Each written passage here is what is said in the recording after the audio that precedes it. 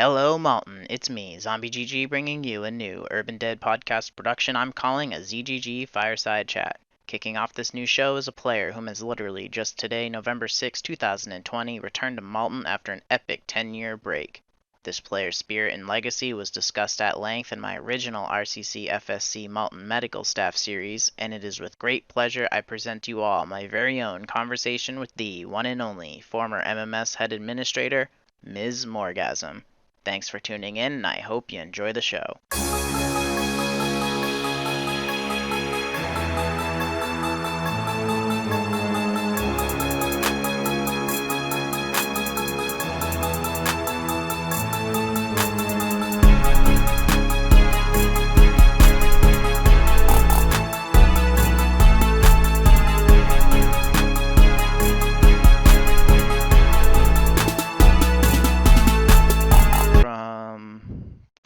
And then we'll get this thing started and we'll see what we got, and then I'll spend some time in the studio chefing it up. Okay. So, here we go. 3, 2, 1.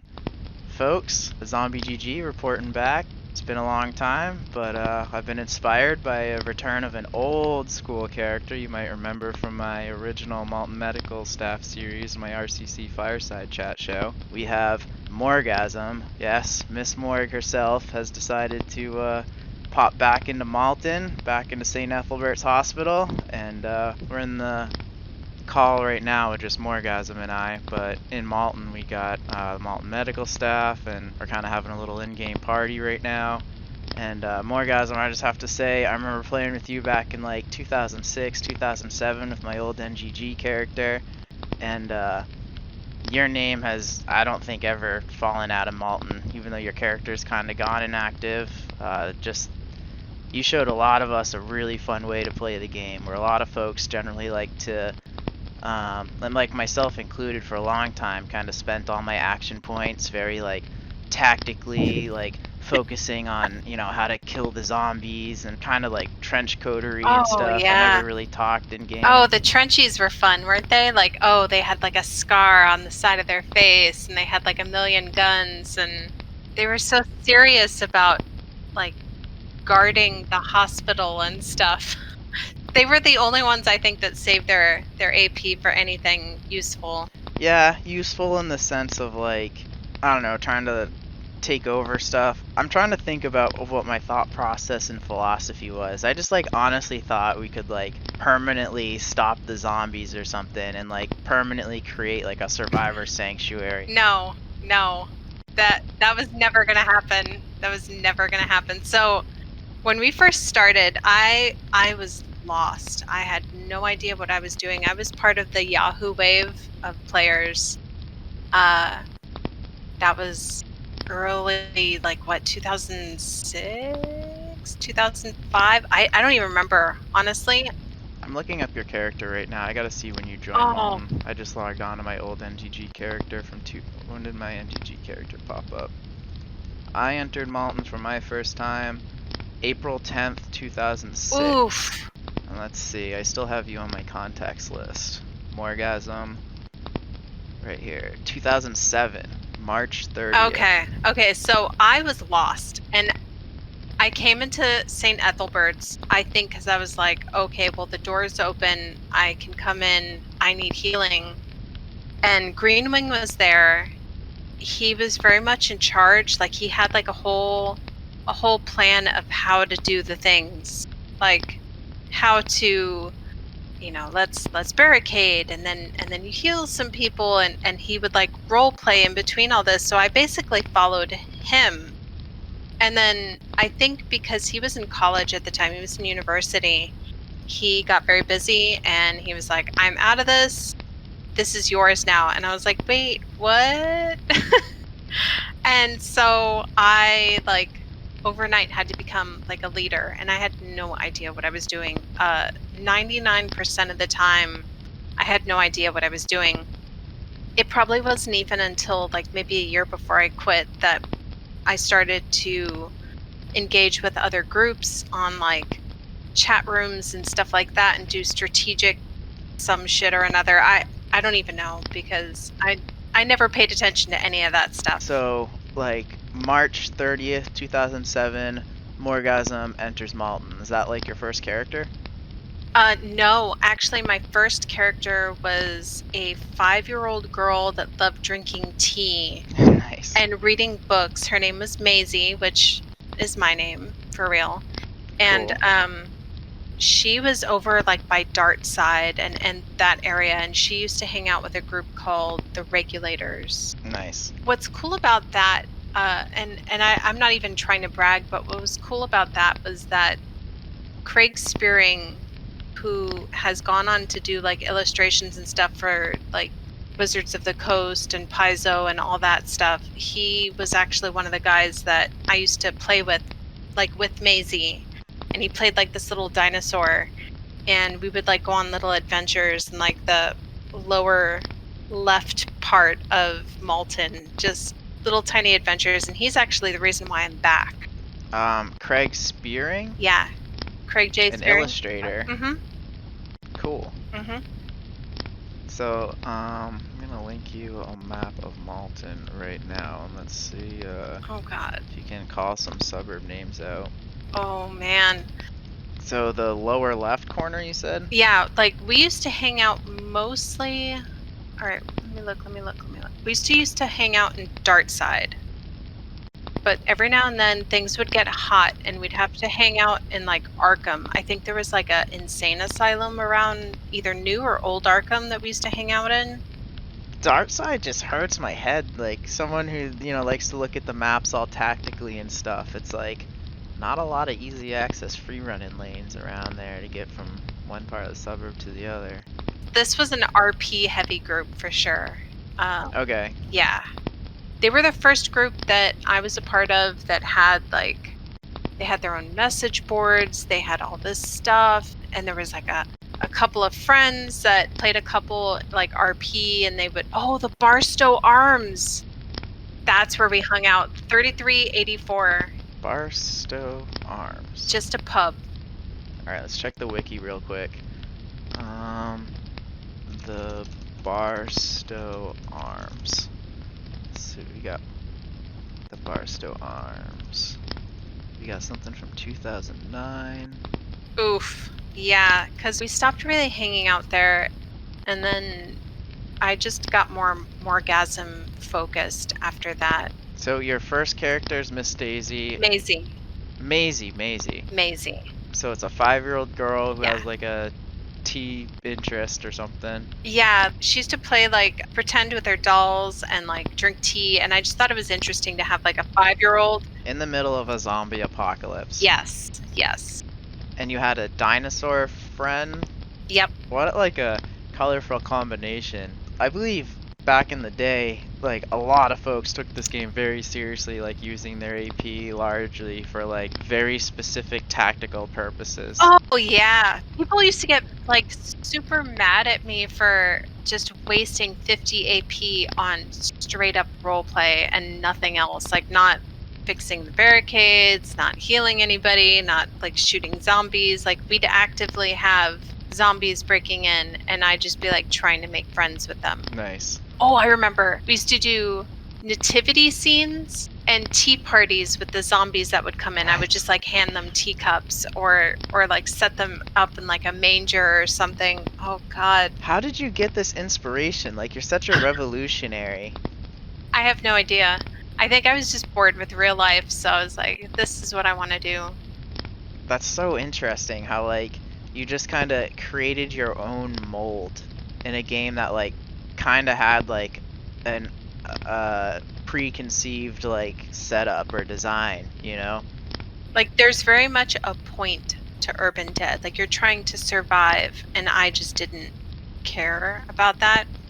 I was trying to get the most out of life, I guess. Yeah, there's no permanent death and stuff. That's something I've learned that's like kind of helped me burn my trench coat, was like it's infinite war or whatever. Like nothing stays permanent in Urban Dead. Like you die, you just go get revived or whatever, and it's like, I don't know, zombies come and they take stuff over, and then they get bored because they evade all the brains in a sector of Malton or whatever, and they just like go graze brains in another part for a bit and the other part. like kind of revives and rebuilds and the zombies come back. So it's like I've played enough now where I've seen this happen time and time again, where just like there's really no reason to like take the game as seriously as I used to. No. I mean, that's pretty much any game. I never take any game as seriously as it's supposed to be. I think I've always kind of been that like contrarian sort of like clown character where, you know what, I'm going to ride my horse backwards and do the exact opposite of everybody else. Yeah, what I learned from you back then is like I've always kind of like envied and tried to tailor my own playstyle based on it, and you've definitely set like the mold for the Malton Medical Staff and like years following with the like administrators and just the other characters as well. Like I know Lost Fire's like majorly inspired by you. I know Sunflower's been like massively entertained by you. I'm not sure if you're aware of Alicia Huberman. I'm only aware of her now, but I don't remember her from before. She's been in the MMS since I came back in 2017. Okay. And she's like quickly fell in line with just that kind of vibe that you're saying, you know, just the clowning around kind of thing. And I've talked with folks extensively, like Lord Mullick, who was Papa of the Ridley Bank Resistance Front for a while there. Oh, yes, I remember. Yeah, and he's like was leader of the Gore Corps for a while, which is like the necro-terrorist like PKer group within the Ridley Bank Resistance Front. Oh my god. I can't tell you how many times I was killed by those people. I don't know if Revington was like a part of the Gore Corps. Revington. But he's been friends with me on Facebook like ever since. And we just talk like off and on like throughout the years just about life stuff. Like I've made like life friends out of this silly browser-based game. Same. Lord Mullick and I have become very close friends. There's something about this game that's just truly magical. Like I've played a lot of video games for most of my life and stuff, and I've played a lot of games pretty intensely. And Urban Dead is just such a unique platform where it's like such a sandbox, and the fact that it's like in this interesting cross between like text-based but a little bit of like picture and stuff, so a lot's open-minded or a lot's open for imagination and creativity. I feel like it just is a platform where people can really express themselves in ways that I don't get to in like any other video game, and just seeing that in people, seeing how different people like truly express themselves in this like role-playing environment, to me it's really cool. I don't get to see people act like this. I don't get to see the side of people's minds or artistic talent in like any other real platform, and it just hooks me. Well, because like think about a game like WoW or EverQuest, which I mean everybody was calling EverCrack back in the day, right? Because people were spending like so much of their life in this game. But with Malton, with Urban Dead, groups get to identify themselves with these weird, quirky buildings. Like, do you remember the Malton zookeepers? Yeah, I've never visited the zoo, but I've heard some stories about folks. I hear they're still around. I'm not sure to what degree.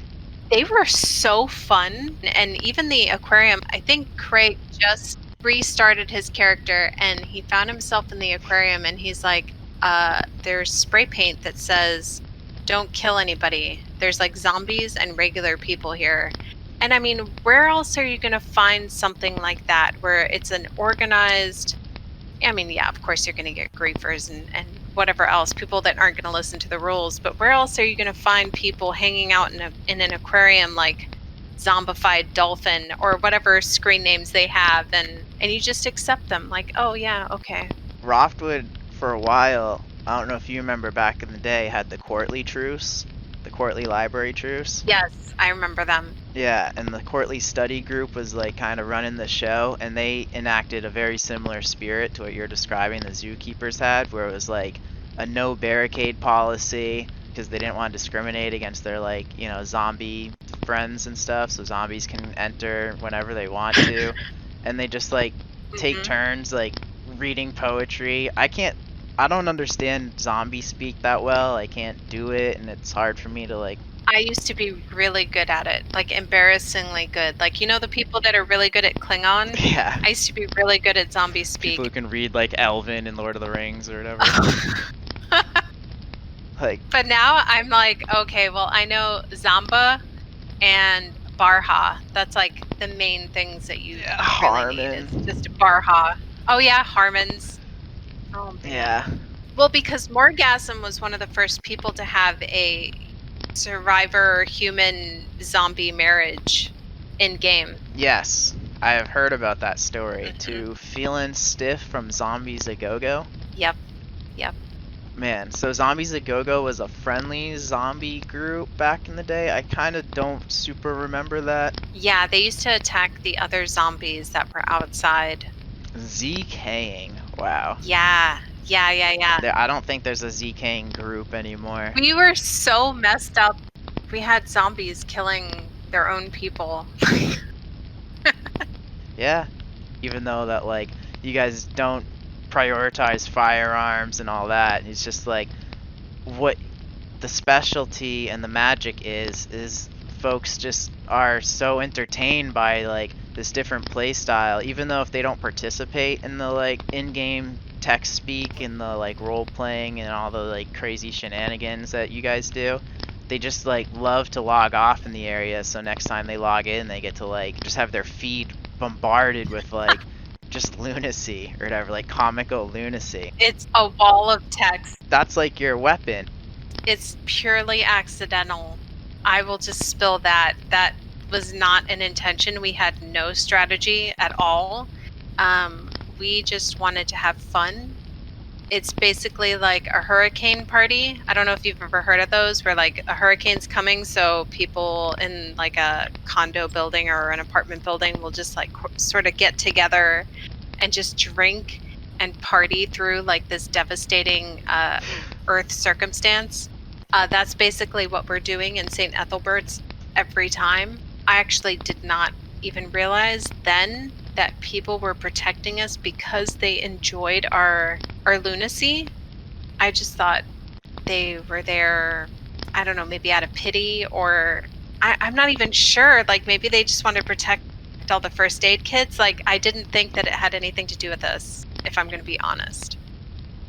I'm not super sure. I've just noticed that since I've been playing this game, I've noticed like serious survivor turnout seems to be generated by folks who are role players. Like I've adopted that tactic for myself where, you know, I like to entertain crowds and stuff. Like if I like make a big push for like, hey, let's go defend this mall, then like I'll make sure that I keep the folks entertained and stuff to keep them like logging in and checking their feed and participating in like whatever events going on. I mean, it helps, but it also attracts a lot of griefers because they know that we've wasted all of our action points on frivolity. And so they're like, cool, some easy kills, let's do this. That was actually a thing. And then we started to make friends with the PKers. I don't even know why or how that happened really, but just over time, you know, it's like, well, there's also that aspect of like, there's that aspect too of a actual woman playing a woman character in a game, and so they probably felt like they had to be like the knight in shining armor to protect us a little bit. I think was some of that. Yeah, it's definitely nice to have the dynamicy in the genders, you know, it's refreshing. And I think like having like feminine vibes involved in a, I don't know, just a game, any kind of game, it just adds a different dimension and adds like a richer flavor and kind of like alters how people perceive things. I've noticed in games that I play, if it just tends to be a bunch of dudes, things can get kind of like testosterone driven and like super tribal, very aggressive, highly competitive. That's when you get into the trenchy. If it's like an all dude group, it's like they have something they have to like be better than the other guy with, or God, I don't even know. It just kind of like turns the heat up and almost like a nuclear temperature or something. But like in my experience, like feminine vibes kind of keep the climate like cooler and stuff. I don't really understand why. I'm not really like a behavioral scientist or like a sociologist or anything, but just from playing a bunch of games, that's kind of what I get. Like, I don't know, I play a lot of World of Warcraft these days since Corona quarantine, and the raid guild I'm in and stuff, having a couple like female personalities and voices in the raid mix kind of keep dudes in check from just like kind of yelling at each other when someone makes a mistake and stuff, you know. Like one of the women will speak up and be like, hey, you know, like be nice, or come on guys, we're just playing a game, and just hearing that like soft voice in the mix or whatever just kind of like calms everything down, versus like if there wasn't that, then dudes would just start like teaming up one way or the other and getting all like aggro and stuff. It'd be like a huge pissing contest, like totally. Yeah. So moving on, I'm wondering if this might restart some of your like memory. I just linked you a page to the last stand of Roftwood was a siege in the second half of January 2008 of the Malton Medical Staff and the remaining living residents of Roftwood at St. Ethelbert's Hospital by the Ridley Bank Resistance Front, who were out on their excursion from their homeland of Ridley Bank. So this was like January 10th to like January 31st, 2008 at St. Ethelbert's Hospital. Resulted in a zombie victory, but you should have the page in front of you. Does this jog any memories? I see it, yes. Oh god, yeah. Your name's listed right there as one of the commanders in this siege. Come on now. Your imprint is massive. It is like seriously, truly an honor and a delight to be like chatting with you tonight. As soon as I heard you got back in the game. It's so insane to me though. It's really like, it's really insane because honestly, I was probably in my early to mid 20s, just spending a lot of time, you know, doing Urban Dead, and I didn't think I had this much like pull. I don't know. It's silly, but it's also like I felt like this immense pride all day, kind of like revisiting all this stuff. You made this game very fun for a lot of people from all different play styles. That's cool. Like a lasting kind of fun. Like, let's see, obviously we've talked about what do we got for these commanders? Green Wing. I remember Green Wing when I first started playing. I was like in the what was it? My original idea for a group was like I wanted to make some kind of like Templar type group, you know, so I want to like defend a cathedral. So I was hanging out in like Vine Town area for a bit, and it was just like once I started learning the game, there was really zero tactical purpose of hanging out in a cathedral other than strictly role playing. My head wasn't oriented in that direction at all. What things can you even find in a cathedral anyway? Well, cosmetically there's some interesting pieces of gear that you can put on that's actually kind of cool, like robes and like necklaces and stuff. Depending on what cathedral you're in, you can get like specific types of I think like necklaces that are named after the cathedral, but they're like 2x2 tiles, so it's like trying to defend a mall with like 0 of the resource value. So I'm looking at Vine Town. I think you can find wine bottles. I'm looking at Vine Town. What is the church name? Oh, St. John's Cathedral. I see it. Yeah, so I was hanging out in that area because it had a couple police departments and a hospital attached to it. So, and then there's a mall right there too.